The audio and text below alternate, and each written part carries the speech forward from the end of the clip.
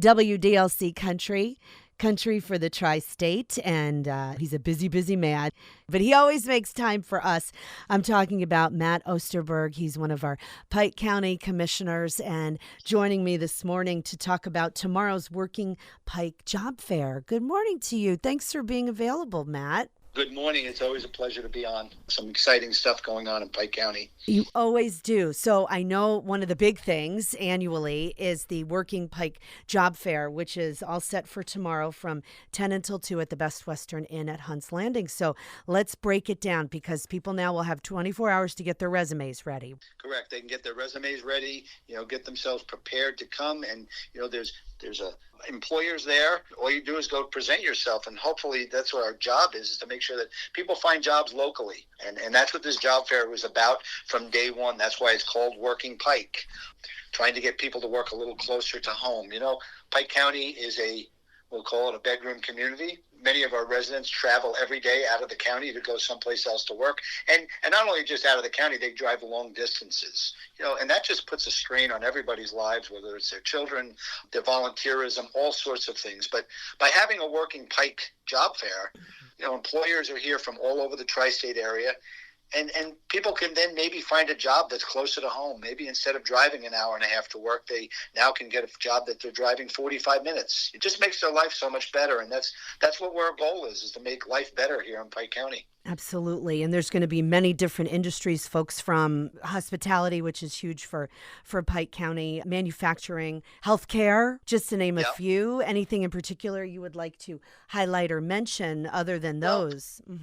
County jobs when it comes to the correctional facility, children and youth, 911 dispatchers, working within the county. There's opportunities. You're right. There's a lot of hospitality. There's manufacturing. There's PennDOT, working for the state highway department. There is going to be many different opportunities for people to see if they want to move into different careers or they want to expand in a career that they have and they're just looking to maybe work for a different company within their field. That's why we're here. There's going to be more than 70 employers there. A lot of people show up. It's amazing, even though, we talk at different times, employment rate's down, unemployment is up, it's down. Every year, even last year, there's 350 people to see what they could do with their careers and, whether they were newly in the workforce or, as I say, they're experienced workers looking to maybe change careers or move further ahead in the pathway of their career that they currently have. Right. And maybe you're up for a change. I mean, and I even like the fact that it's so, even people are like in person. Why isn't it online? Because online is so impersonal when it comes to applying for a job. And then you wait, and then you wait. And then this way you get to talk, ask the questions. You get a mini interview almost while you're there.